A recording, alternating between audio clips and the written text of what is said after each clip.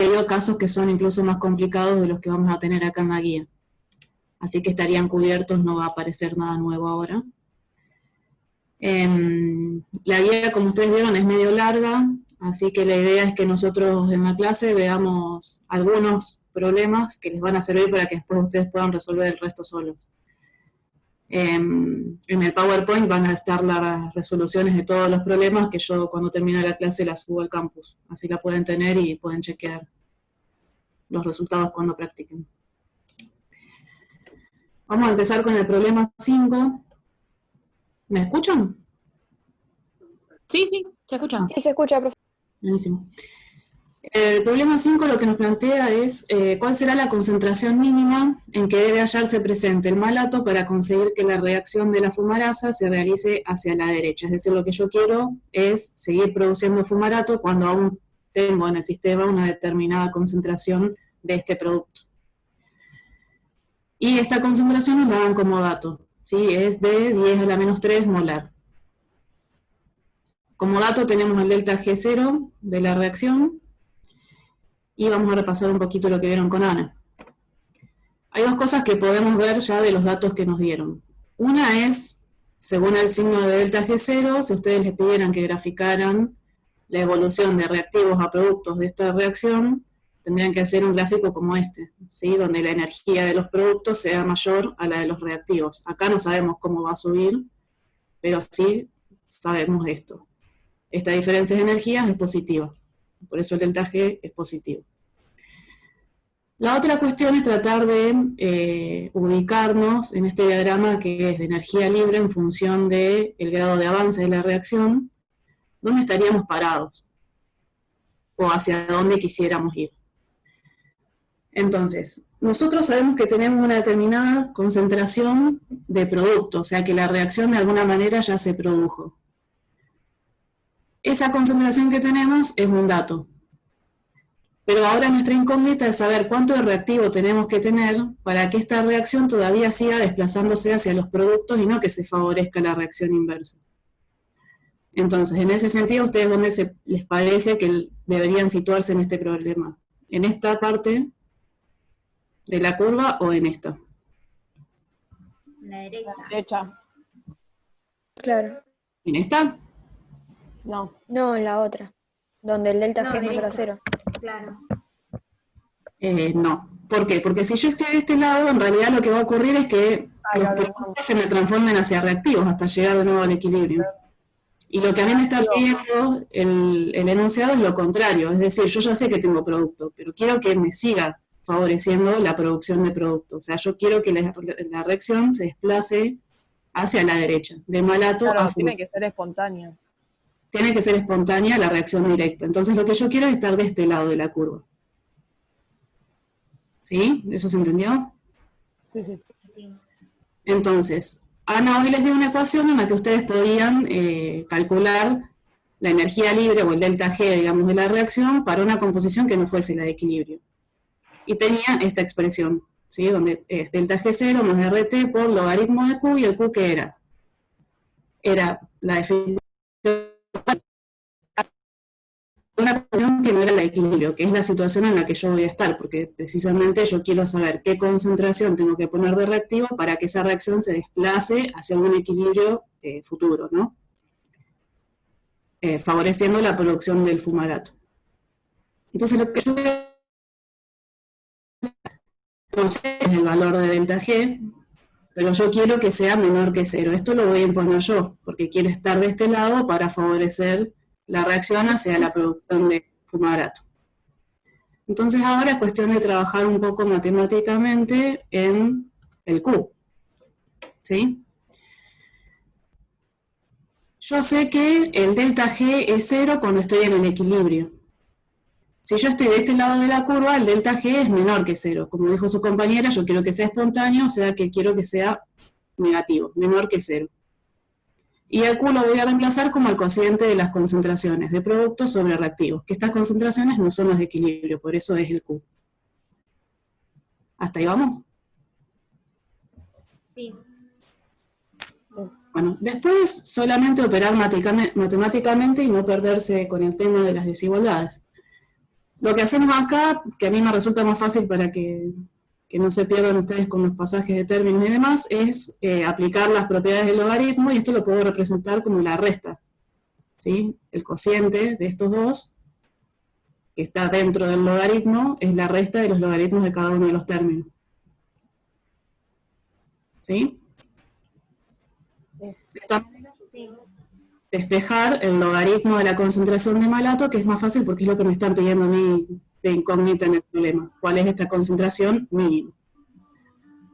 Esto es un dato, el delta G es un dato, así que simplemente reemplazar los números. Ajá. O sea, profe, una consulta con el gráfico. Sí, Si el delta G es negativo, la reacción va a estar desplazada hacia la formación de productos, y si es positivo, hacia la formación de reactivos. claro. Ah, Si es negativo, yo voy a ir de reactivos a productos, y por cómo me plantearon la reacción a mí, yo voy a ir de malato a fumarato. claro. ¿Sí? Si fuese mayor que 0, yo estaría favoreciendo en este caso, por cómo me plantearon la reacción inversa, que es lo que no quiero. Y yo quiero saber qué concentración mínima tengo que poner de este reactivo para seguir produciendo fumarato. Gracias. No por nada. Entonces, bueno, acá es simplemente reemplazar los números, ¿sí? Sí. Y fíjense que lo que me pedían era la concentración mínima. La mínima va a ser 3,55 por 10 a la menos 3. O sea, si yo pongo esta condición mínima, en realidad voy a estar acá. ¿Sí? Toda esta resolución me va a dar 0, estaría en el equilibrio. O sea que la concentración va a tener que ser mayor para poderse estar en un punto más a la izquierda del equilibrio, y que esto siga desplazándose, formando un producto hasta alcanzar un nuevo equilibrio. ¿Sí? Claro. Sí. Bueno. Voy a salir, así voy salteando algunos problemas que les van a ir quedando a ustedes.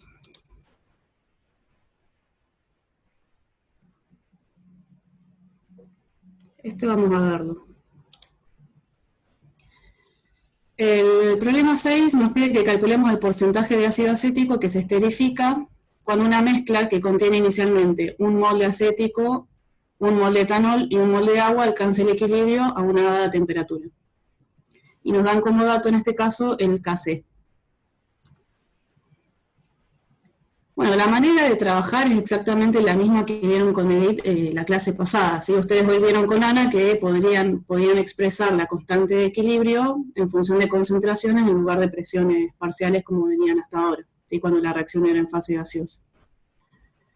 Y en este caso, como el volumen es constante, plantear, digamos, los cambios en los números de moles va a ser exactamente equivalente a hablar de los cambios de concentraciones. Como también les dijo Ana, van a llegar a ecuaciones que en el caso de los problemas que nosotros llegamos a ver son como máximo ecuaciones cuadráticas, y no vamos a tener que hacer ese proceso de iteración. Simplemente aplicaremos la resolvente, o en algunos casos se puede llegar a despejar. Ahí hay alguien entrando. Listo. Entonces, nuestros datos son la cantidad de moles iniciales, ¿sí? Tengo moles de reactivos, pero también tengo una determinada cantidad de uno de los productos, que en este caso es agua. Y cuando llegue el equilibrio, presento, digamos, el número de moles de equilibrio en función del grado de avance de la reacción. Lo que me piden a mí que calcule es el porcentaje de esterificación, que yo lo puedo definir como, bueno, lo que se esterifique va a ser lo que tenía inicialmente menos lo que me quedó, en este caso del reactivo, del ácido acético, en el equilibrio, respecto a lo que tenía inicialmente. Pero esta composición de equilibrio yo recién dije que la puedo expresar en función del grado de avance. Eran los moles iniciales menos una vez el grado de avance. Cuando reemplazo eso acá, los números de moles iniciales se me cancelan, y me queda el grado de avance sobre el número de moles iniciales, que en este caso es 1, por 100, si lo quiero expresar como porcentaje.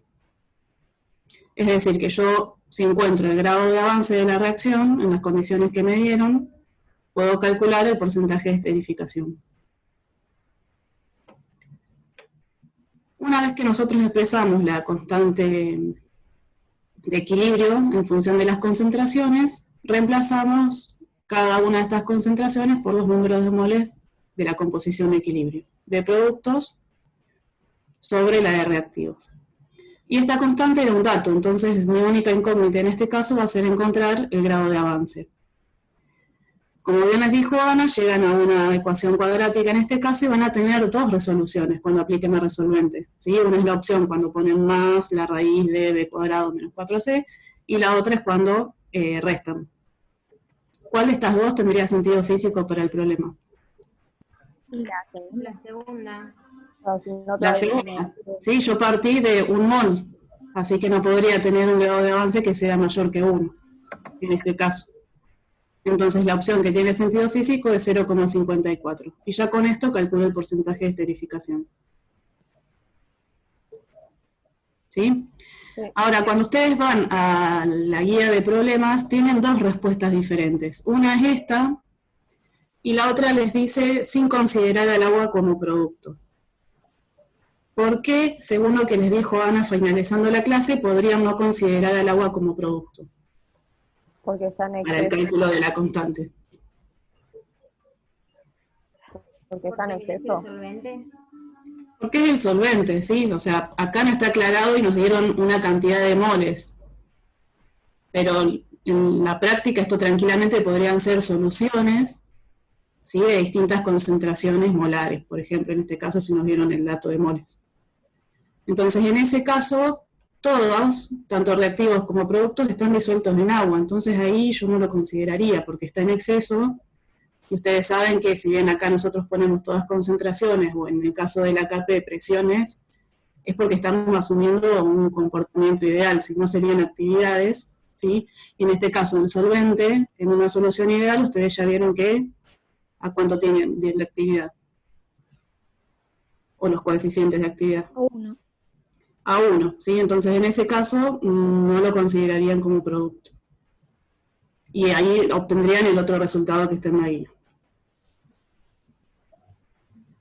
Ok.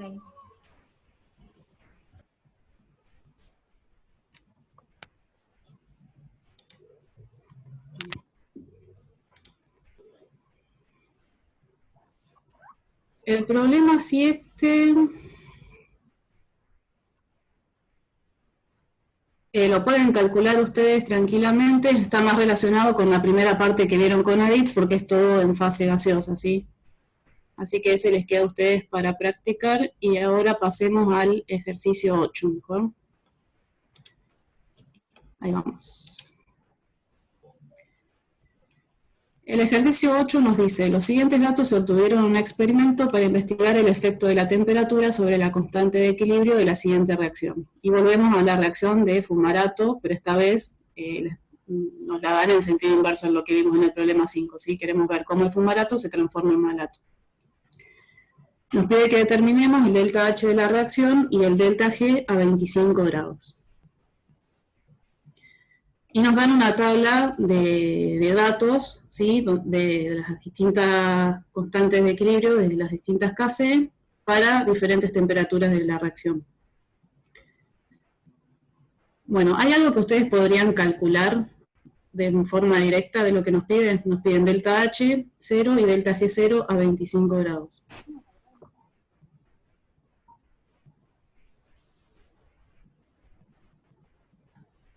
¿El delta S? Delta H. ¿Para qué? El delta Y yo vengo a la tabla que me dieron de datos, 25 grados la tengo. H. ¿Y qué es lo que tengo a 25 grados? De acá. ¿No puedes calcular delta H con lo que vimos? Antes que el delta H, ¿qué puedo calcular? ¿KP? No. Acá se quiere el delta G. El delta G0, sí, porque ya tengo el dato de K, y yo sé que el delta G0 es igual a ¿qué? Menos RT, logaritmo del KP, bueno, que acá me quedó porque lo copié, pero sería en este caso KC, ¿sí? Ah, Entonces, para calcular el delta G a esta temperatura, yo no necesitaría toda la tabla de datos, porque ya tengo el dato de la KC a 25, que es a la temperatura que me lo piden. ¿Sí?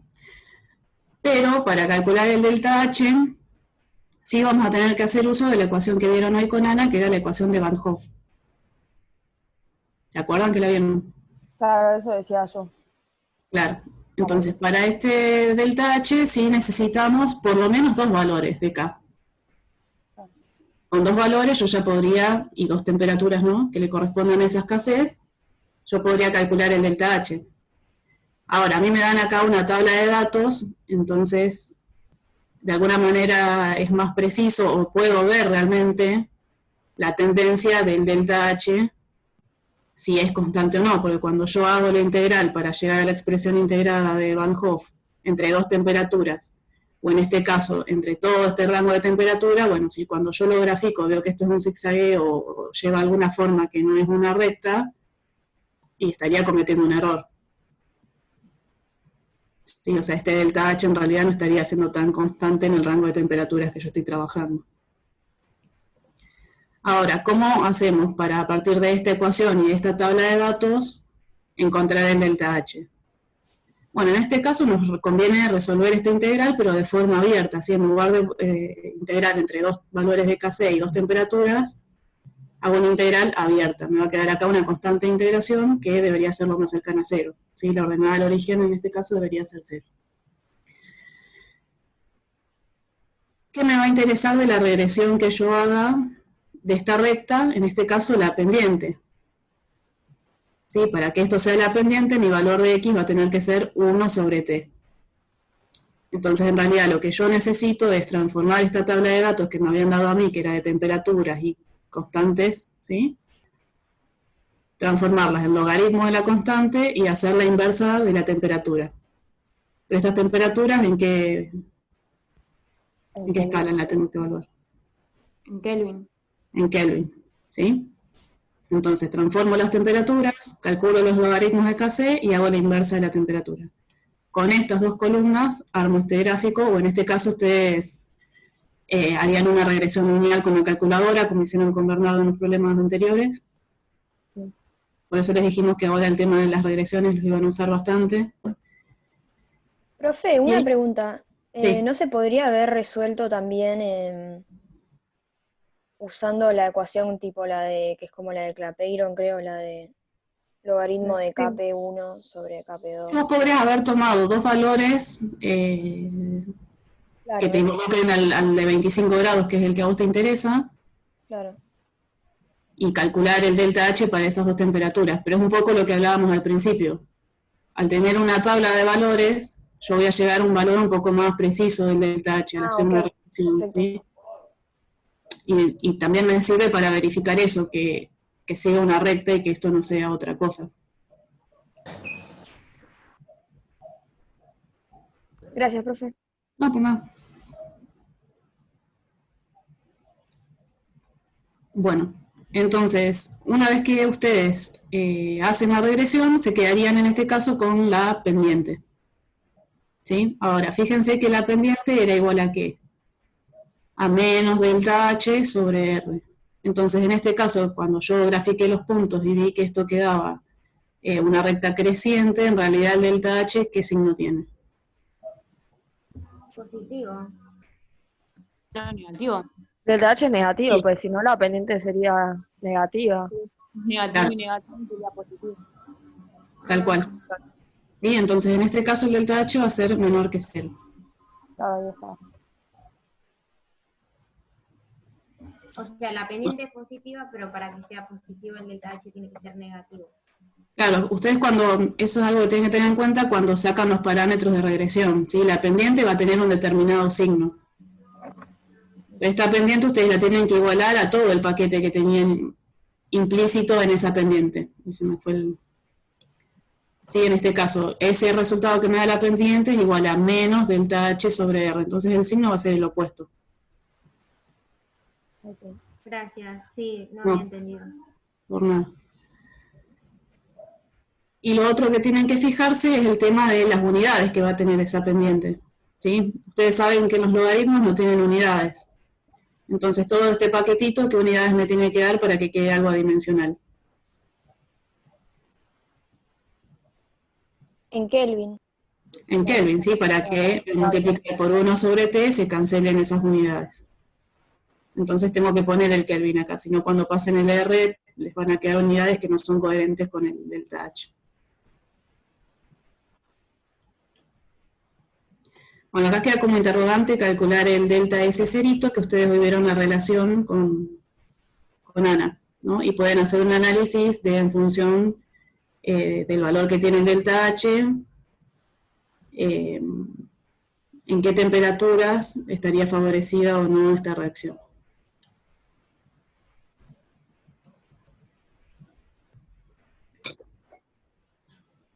¿Hasta acá vamos bien? Sí, profe. Sí. Sí, El tema de los números se los dejo después para que practiquen, porque los tienen acá puestos para chequearlos, pero me parece que ahora para... sí, genial. Mejor. Bárbaro. Esperen que quiero ver cuál seguimos.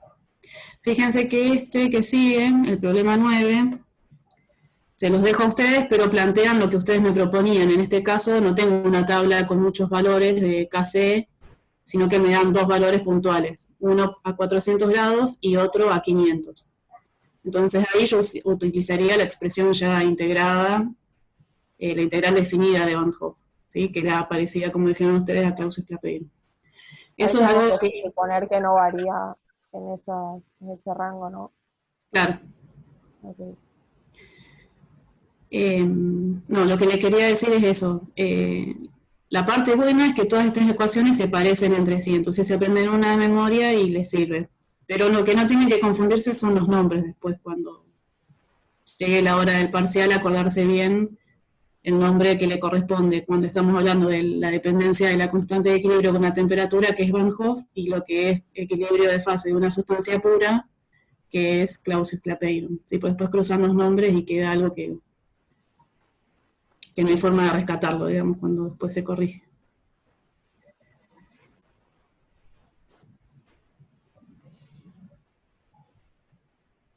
Este lo vamos a resolver ahora.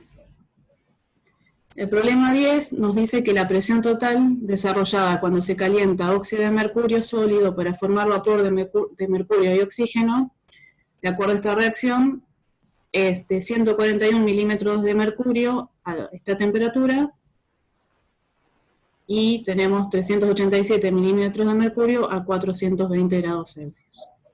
Estos datos están en milímetros de mercurio, son datos de presión total. ¿Sí?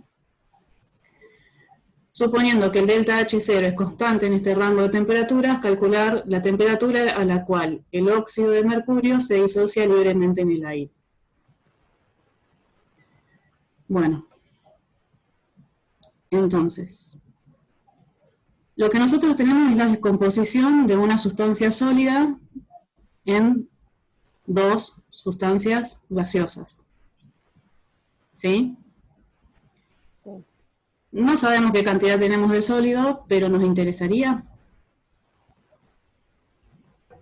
No, porque las ecuaciones no hay solo gases. Claro, no me interesa porque está en una fase completamente diferente y en la cual se mantiene como una sustancia pura.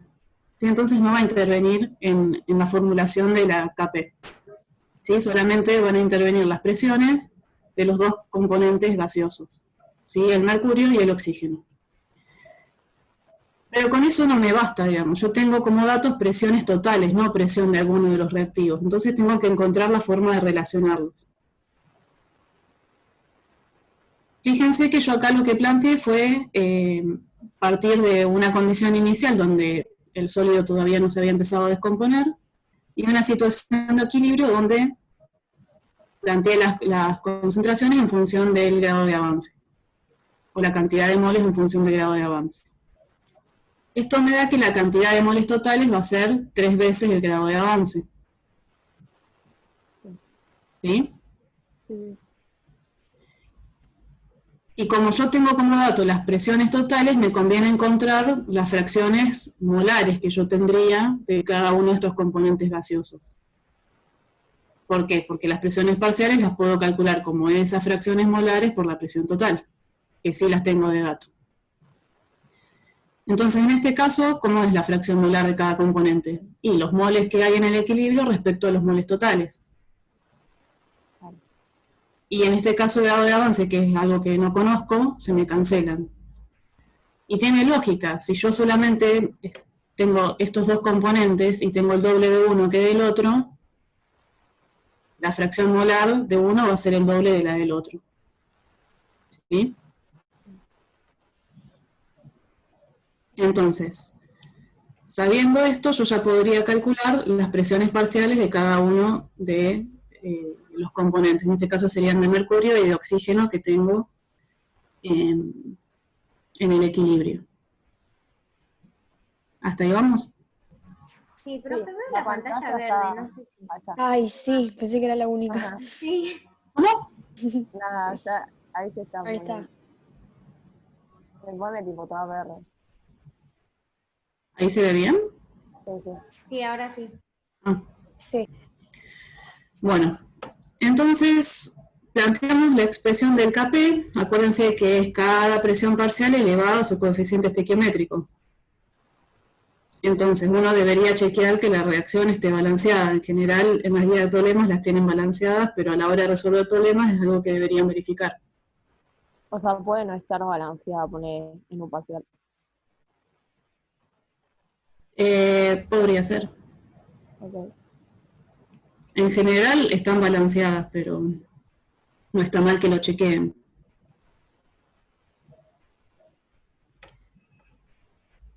Bueno, una vez que encontramos las presiones parciales de cada uno, puedo calcular los valores de Kp para las dos temperaturas diferentes que me dieron. ¿Sí? Acuérdense que nosotros teníamos datos de presiones total a dos temperaturas diferentes.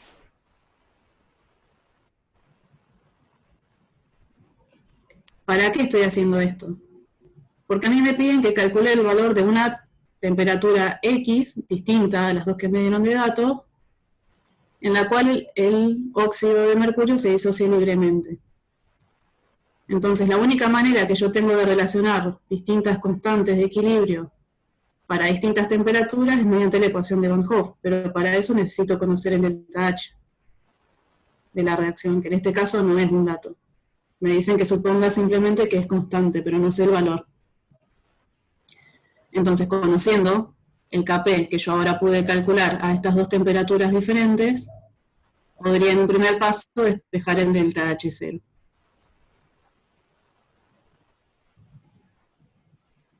¿Sí? Sí, profe. Y recién ahí podría buscar la temperatura que me están pidiendo. ¿Pero qué significa que se disocie libremente en el aire?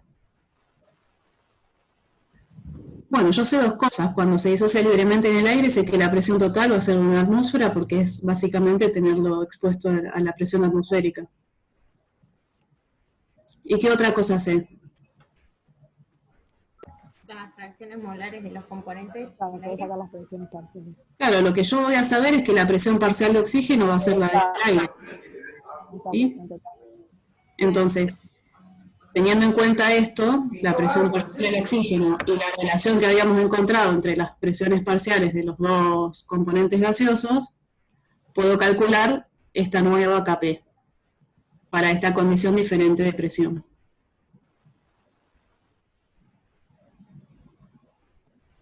¿Sí?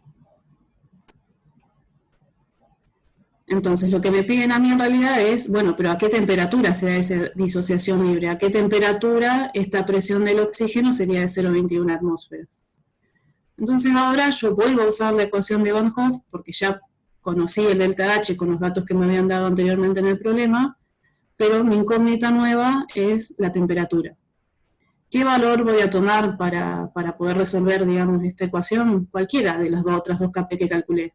Es arbitrario que elijan la Kp1, que yo también arbitrariamente llamé 1, o la 2. ¿Sí? No importa si tomo una 420 o a 380, ¿sí? Que no mezclen, digamos, los valores.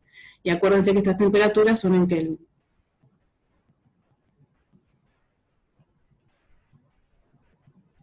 ¿Hasta ahí vamos bien? Sí, profe. Sí, Sí, sí. Bueno.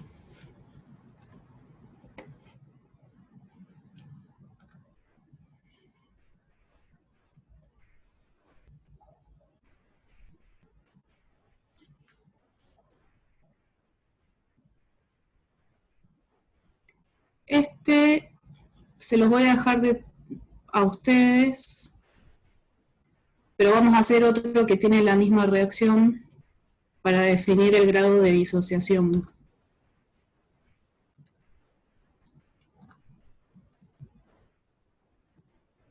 Antes vamos a ver este,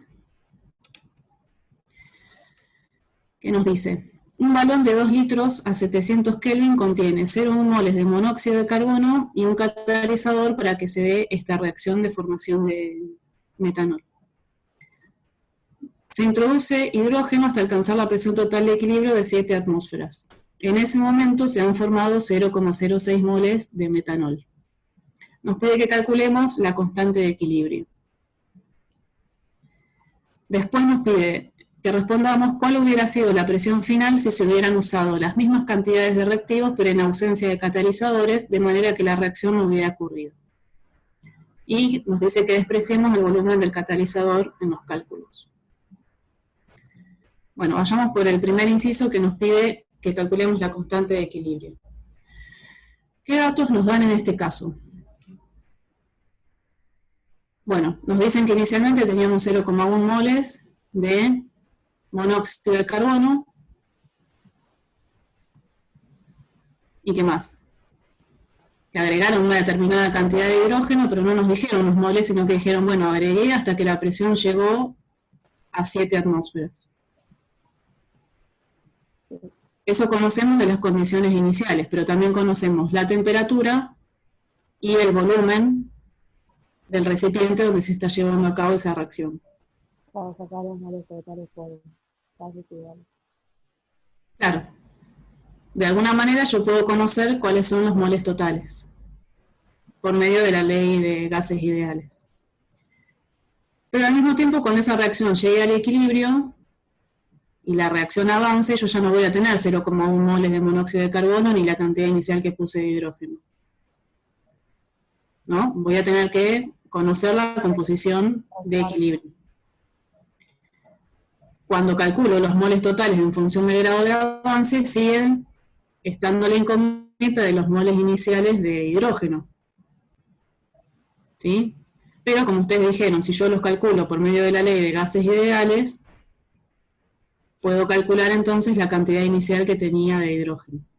Porque en este caso el grado de avance no es incógnita, sino que me lo dieron de dato, porque me dijeron que al alcanzar el equilibrio se habían formado 0,06 moles de metanol. Ya sacaste el hidrógeno. En este caso, la incógnita es cuántos moles iniciales había de hidrógeno. Una vez que calculo estos moles iniciales de hidrógeno, ya puedo determinar toda la composición de equilibrio y calcular la Kp.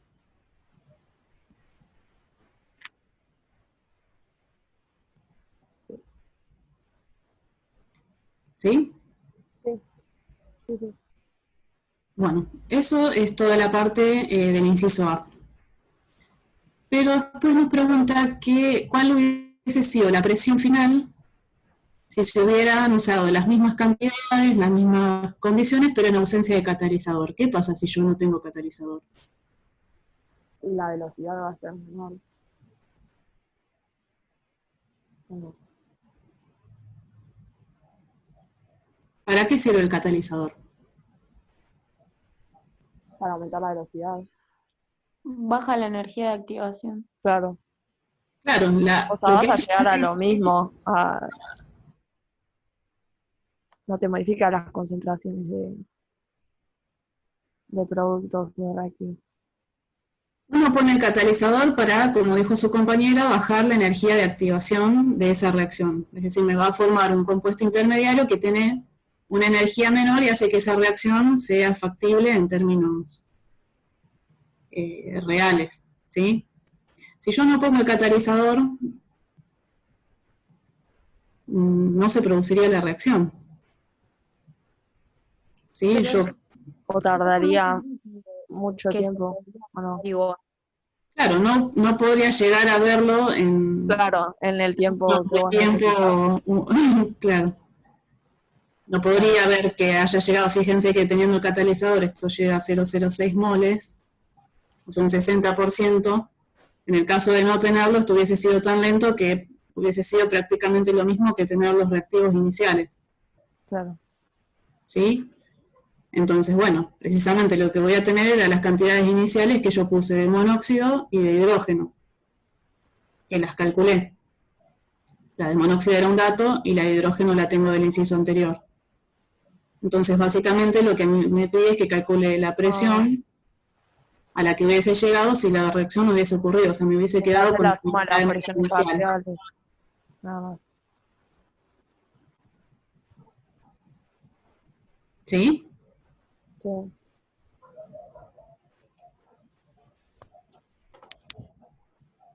Bueno, fíjense, si uno compara, ¿no?, la presión a la cual llegaría si la reacción no se hubiese producido,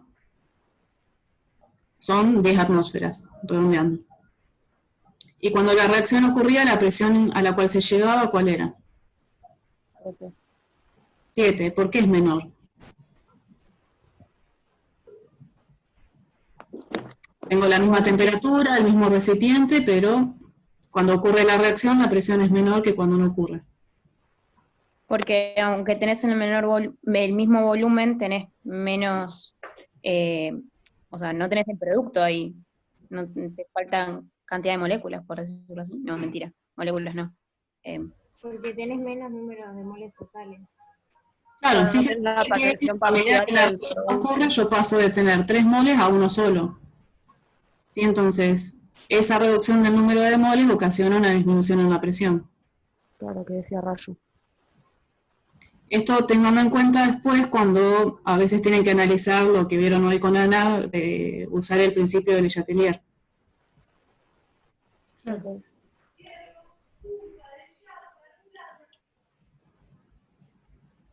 Bueno. Pasemos ahora. No quiere salir del modo presentación.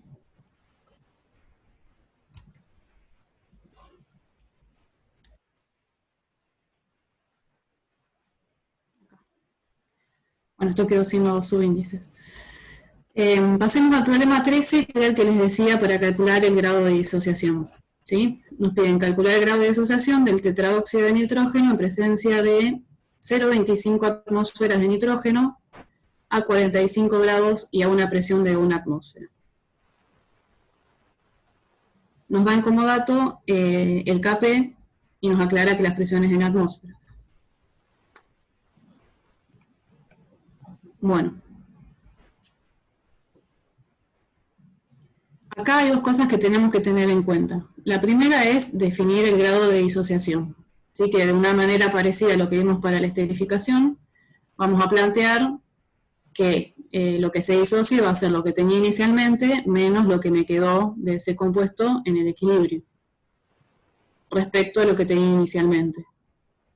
Y esta cantidad, este número de moles en el equilibrio, lo voy a expresar en función del grado de avance de la reacción. ¿Sí? Cuando hago esto, estos se cancelan y simplemente me queda que el grado de disociación es el grado de avance sobre los moles iniciales por 100. Esto por un lado. Pero ahora también lo que tenemos de diferente de los problemas que veníamos viendo es que tenemos una presión total que es un dato, es una atmósfera. Pero esta presión total es solamente producto de los dos, de reactivo y productos de la reacción. ¿Cómo, profe? Nos dan como dato la presión total dentro del recipiente donde estaría ocurriendo la reacción. Pero esta presión total solamente se debe a lo que tengo de reactivos y productos en el equilibrio. a la temperatura y el volumen que tenés. Pero no tengo nada más. Fíjense que el enunciado me decía que es presencia de 0,25 atmósferas de nitrógeno. El nitrógeno no interviene en la reacción. Claro. Es en este caso lo que hoy les denominaba Ana un inerte. ¿Sí? Entonces yo tengo una presión total que es de una atmósfera, pero 0,25 de esa atmósfera son de un inerte, que no participa en la reacción. Claro, pero te suma la presión. Entonces en realidad lo que yo tengo de presión, la suma, digamos, de las presiones parciales de reactivo y producto son solo 0,75. Y esto es lo que yo tengo que involucrar en la constante Kp. Claro. ¿Sí? Sí. Entonces, ¿cómo queda expresada la Kp en función de las presiones parciales? Bueno, es la presión del dióxido al cuadrado sobre la de tetraóxido. Yo puedo expresar estas presiones parciales como las fracciones molares por la presión total. ¿Sí? Utilizando los moles en el equilibrio. En el caso del dióxido son 2 épsilon sobre el número de moles totales por la P total al cuadrado, y lo mismo hago para el tetraóxido. ¿Sí? Hasta ahí no hay problema, ¿no? No. Bueno. Esto es un paso siguiente. Es resolver, digamos, este cociente. Fíjense que esto me va a quedar 4 épsilon cuadrado, y acá me va a quedar n0 más épsilon al cuadrado, pero se me va a cancelar con este que tengo acá abajo, uno de esos. ¿Sí? Sí. Este término va a quedar, y una de estas presiones también se me va a ir. Eso es lo que tenemos acá abajo. 4 épsilon cuadrado por P total, el N0 más épsilon que había quedado, que estaba acá arriba, y N0 menos épsilon, que serían los moles de tetraóxido. Entonces, no sé si recuerdan de matemática que tener este producto, que son los mismos términos, pero uno suma y el otro resta, es lo mismo que tener el cuadrado de cada uno de los términos, la resta del cuadrado de cada uno de los términos. Igualmente, si hacen la distributiva, van a llegar a esto mismo. ¿Hasta ahí vamos? Sí. Sí, hasta ahí vamos. Perfecto. Entonces, ahora, ¿cuál es mi problema? Que hasta ahora yo el Kp lo tengo como dato. Esta presión total, si me acuerdo que es 0,75, también es dato. Pero acá tengo el grado de avance y tengo los moles iniciales. Yo podría decir, bueno, parto de un mol inicial y es válido. Pero vamos a ver si, operando un poco matemáticamente con los términos, es necesario asignarle un valor o no es necesario. Entonces, paso esta presión dividiendo para este lado. Kp sobre P total. Esto lo pasé multiplicando y me queda esta expresión. Yo estoy tratando de llegar a algo similar a lo que definí como grado de disociación. ¿Sí? Ya de alguna manera tengo que llegar al cociente entre el grado de avance y los moles iniciales. Y no estoy muy lejos. Digamos, fíjense que si yo paso todos los términos que tengan grado de avance para este lado, llego a esto. 4 más este Kp por P total.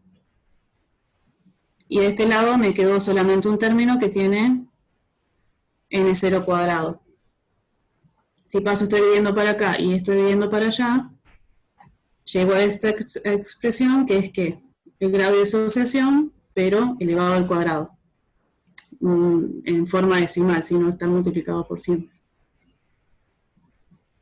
Entonces, ¿qué es lo que les quiero decir? Uno podría decir, bueno, sí, asumo que esto es un mol y calculo directamente el grado de avance, pero no es necesario, porque en realidad el grado de disociación está definido como una proporción respecto a lo que me quedó de la cantidad inicial. Entonces, no importa si yo puse un mol, 2 o 40, esta proporción, este grado de disociación va a ser el mismo. Si yo parto de 40 moles, y bueno, el 40% se va a ver transformado en el dióxido de nitrógeno. ¿sí? El resto quedó sin disociarse. Entonces, en este caso, si bien nos queda una ecuación cuadrática, la podemos despejar y resolver fácilmente sin aplicar la resolvente, digamos. Y tenemos todos los datos que necesitamos, el Kp y esta P, que recuerden que no es una atmósfera, porque de esa atmósfera hay 0,25 que las está ocupando un inerte. Acá tendrían que poner 0,75. ¿Se entendió? Sí. Sí. Buenísimo. No sé cómo Pregunta, estamos de tiempo. ¿ahí Sí. el paréntesis no tendría que ya dejar de estar en la última fórmula? ¿Acá? Sí. Pero es P total por los dos términos. Claro, pero antes el segundo término tenía sobre PT, sobre presión total. Ah, por eso acá no te aparece. Entonces se canceló con el Sí. año. No, pero ¿no tendrías directamente que sacar el paréntesis ahí? Acá falta. Acá en realidad lo tenés que dividir por P total, ¿no? Sí. Tenés razón. Ahí te entendí. Estaba mirando. Acá el paréntesis no iría. Porque, claro, o sea, porque ya estás multiplicando la Kp por la presión total, entonces se te fue la presión total de división que tenía y solamente... Ahí no iría, digamos, está echando, entonces sería 4P totales más Kp. Claro, lo distribuiste en los dos para cancelarlo y Sí. Igual creo que el resultado lo puse bien, o sea, puse mal la ecuación acá. La última después la corrijo cuando suba el sí, ahí PDF. igual. Así que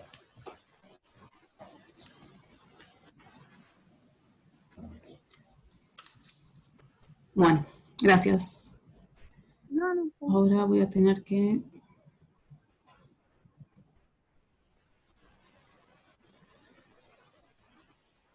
Bueno, como estamos bien de tiempo, vamos a verlo, que es un poco similar a lo que les planteó Edith en el último problema de la clase pasada, que trataba de ver cómo se modificaba esta reacción de producción del amoníaco o cómo dependía con un cambio de presión en el sistema, ¿sí?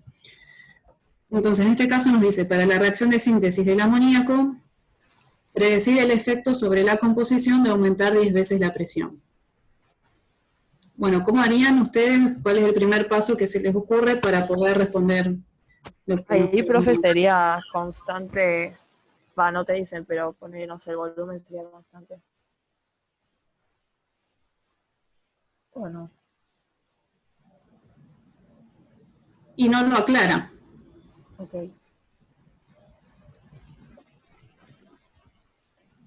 Y la temperatura tampoco te dice nada. O sea, eso. Tampoco. Pero bueno, asumamos que la temperatura es constante en este caso. Ok. Y entonces si aumenta la presión debería disminuir el volumen. Claro, entonces estamos asumiendo que el volumen no es constante, ¿sí? Si no, no tendría ningún efecto. Claro. Eso es lo que vieron hoy con Ana. Sí. Y entonces sería temperatura constante, porque si no tenemos un mismo valor de Kp, no podríamos compararlo. Y en este caso el volumen sí va a variar por ese cambio de presión. Pero bueno, ¿cómo puedo ver yo cómo va a cambiar la composición del equilibrio? ¿Qué tendría que plantear? Las presiones parciales. Ah, claro. Claro, lo que tendría que hacer es expresar la Kp. Sí. ¿Sí? Y en este caso me conviene cambiar, en lugar de poner las presiones parciales, que por ahí, o pueden hacer como hace Ana, de ponerlas como por la ley de gases ideales, y ver el efecto del volumen, o bien hacer algo similar a lo que estábamos viendo la otra vez con Edith. Yo puedo plantear cada una de estas presiones parciales como la fracción molar por la presión total. ¿Sí? Acuérdense que quedaban las fracciones molares con los mismos exponentes que las presiones parciales, pero la P total quedaba elevado a la delta nu. Y ese delta nu, que era la diferencia que yo tenía entre productos y reactivos. Sí. ¿Sí? En este caso, yo tengo 4 moles de reactivos y se producen solamente 2 de productos. Por lo tanto, la presión va a quedar dividiendo y elevada al cuadrado. Y a esto lo llamábamos Kx. Entonces, si la temperatura es constante, Porque ¿sí? si aumenta la presión total, tiene que aumentar Kx para que se mantenga la Kp. Claro, tal cual. Si la temperatura es constante, Kp no va a cambiar, va a ser el mismo valor.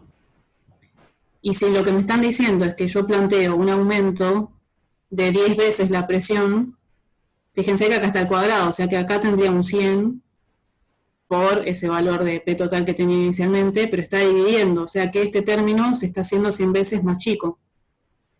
Entonces Kx aumenta 100 veces. Kx va a tener que reacomodarse para llegar a un valor 100 veces mayor al que tenía en la condición inicial. Entonces, ¿para dónde se va a desplazar la reacción? ¿Para productos o para reactivos? Sin leer lo que ya está escrito. Para Bueno, productos porque te aumenta el claro. denominador. Sí. Claro. El numerador, digo. Tal cual. O sea, una vez que yo digo, bueno, Kx tiene que aumentar, tengo que ver cómo queda expresada Kx. Y la única manera que aumente es que aumente el único producto que se está produciendo, que es el amoníaco. ¿Sí? Si yo no aumento este denominador y esto disminuye, no tengo forma de aumentar este término. Entonces, ese aumento de presión de 10 veces va a favorecer la producción de amoníaco. ¿Sí? Sí, pues. Fíjense que en este caso también tiene relación si lo analizáramos mediante el principio de Letelier. Si yo en este sistema, la perturbación que hacía era aumentar la presión, el sistema iba a tener que evolucionar de manera de contrarrestar ese aumento de presión. Entonces, ¿qué iba a tender a hacer? Sí, va a ir al lado Para donde haya productos. menos número de moles. Donde haya Claro. menos número de moles. ¿Sí? Ujú. Bueno.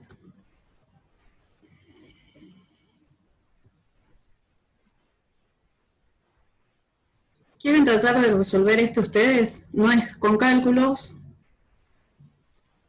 Okay. pero a partir de esta reacción les va planteando distintas perturbaciones y ustedes deberían ver qué es lo que ocurre con la concentración de uno de los reactivos.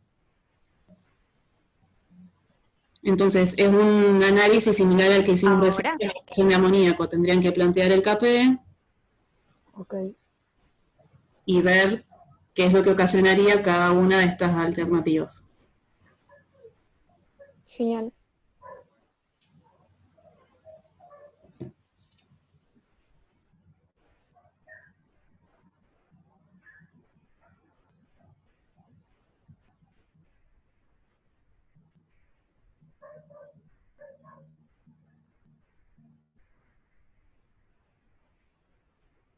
¿Para ahora, profe, o queda de tarea? Claro, lo vamos hablando ahora o...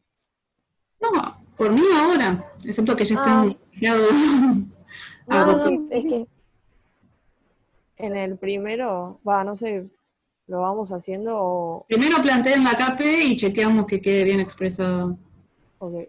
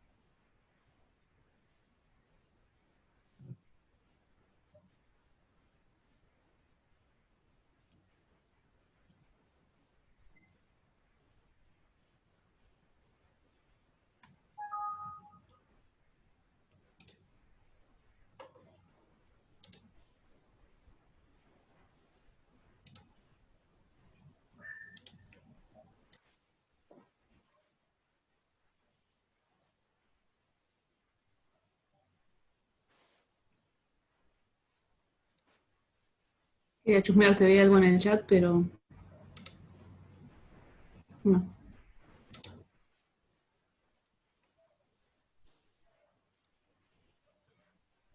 Bueno.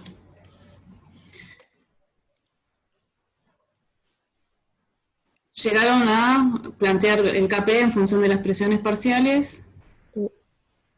Y bueno, después yo lo pasé a esta forma, pero es indistinto, digamos. Eso como ustedes se manejen más fácil.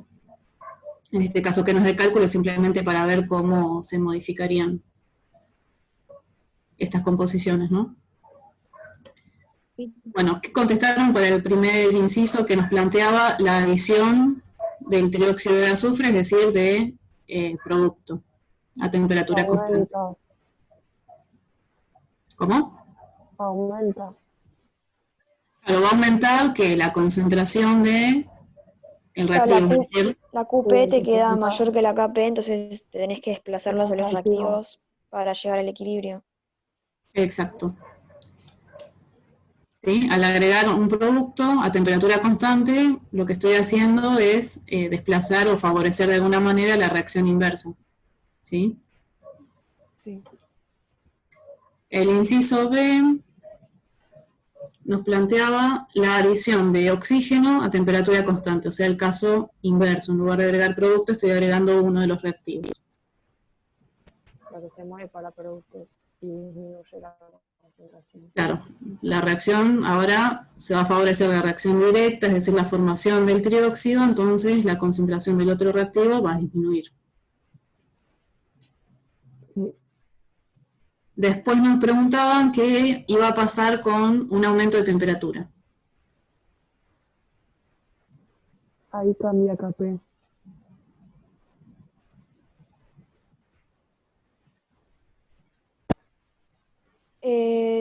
Creo que tenés Claro, la reacción exotérmica porque si te da el tenés el dato pH ahí. negativo, Claro. Claro, Entonces si ¿sí? aumentás, se te va a ir para los reactivos, sería, ¿no?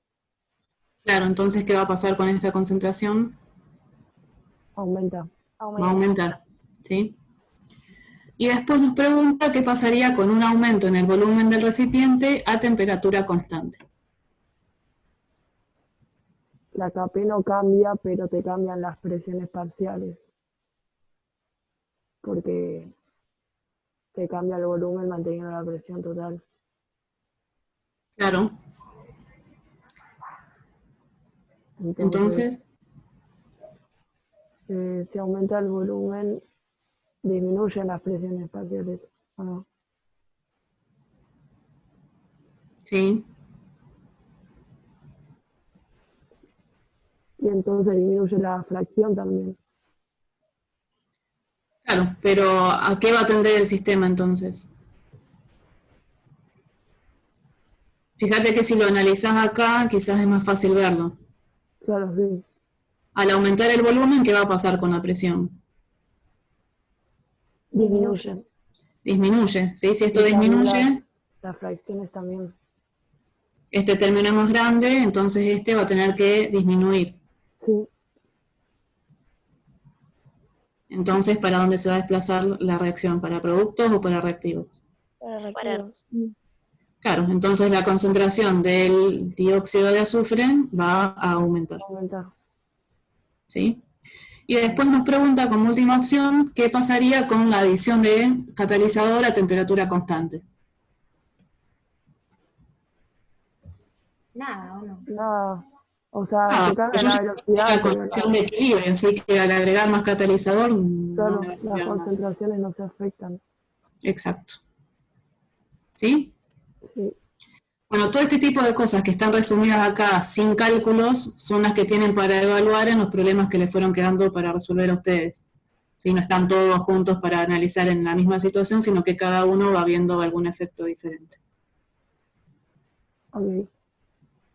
El último problema que queda acá... Pero este ve así, tipo así justificado como estábamos diciendo, más cualitativo, está bien. Sí, Ok.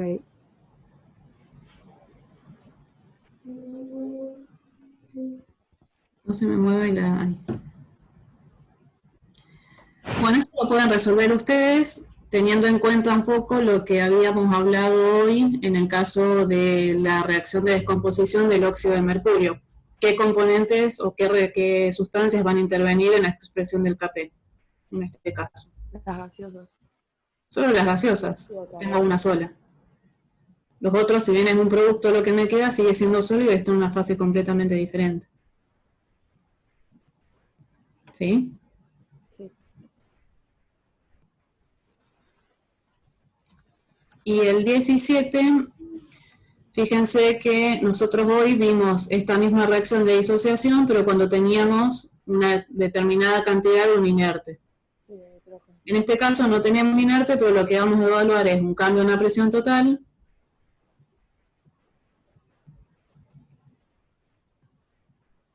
Y nos pide que a partir de los resultados que ustedes obtengan numéricos para estas dos presiones diferentes, que lo relacionen también con lo que obtendrían según el principio de Le Chatelier, que es un poco lo que hicimos hasta ahora. Así que esto también les va a quedar a ustedes de tarea.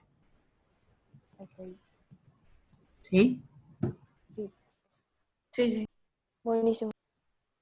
Bueno, la realidad es que terminamos un poco temprano. Así que no sé si quieren intentar ir haciendo alguno de los problemas que les fueron quedando a ustedes y nos quedamos en línea por si tienen consultas, o terminamos por hoy y acuérdense que el viernes no hay clases porque es feriado, así que recién nos veríamos el otro miércoles. Por ahí si tienen consultas, acuérdense que también está el foro por el campus o pueden escribir mail, ¿no? Como para no acumular dudas. ¿Se pasa el feriado del 9 al viernes? O sea, el de mañana al viernes. ¿Por eso es feriado? Claro, sí, es puente. Puente, Inés. Ah, no sabía. Estoy en otra, perdón. Era puente turístico, pero no había Claro. pandemia por Claro, medio. sí. Pero bueno. No sé qué tanto turismo. Sí, no. Sí, si no les podemos escribir por el foro. Sí, ahora no tengo ninguna pregunta. Claro. O sea, no, No, yo tampoco. Bien. Sí, yo porque sé que las teóricas por ahí estos temas son más pesadas que la parte de problemas y se agotan antes, pero eso como ustedes prefieren. Sí, yo prefiero hacerlo después por mi cuenta. Bueno, cualquier cosa entonces, pregunta. Por ahí. Sí, yo prefiero Como hacerlo si prefieran. cualquier cosa ponemos algo en el campo. Sí, yo también. bien. Sí, tengan en cuenta eso, pueden escribir tranquilamente al campus, que por ahí también les sirve al resto de sus compañeros, porque por ahí tienen la misma duda, pero no la preguntan, y por ahí en el campus que todos pueden acceder, se sacan dudas también, o por ahí se preguntan cosas que no se habían cuestionado. Y si no, también por mail, eso tenganlo en cuenta, porque como son varios días que van a quedar de por medio hasta la otra clase, por ahí aprovechan ustedes en avanzar, y si se traban en algo, conviene que manden más consultas. Claro. Vale. Gracias, profe. Gracias, profe. Profe.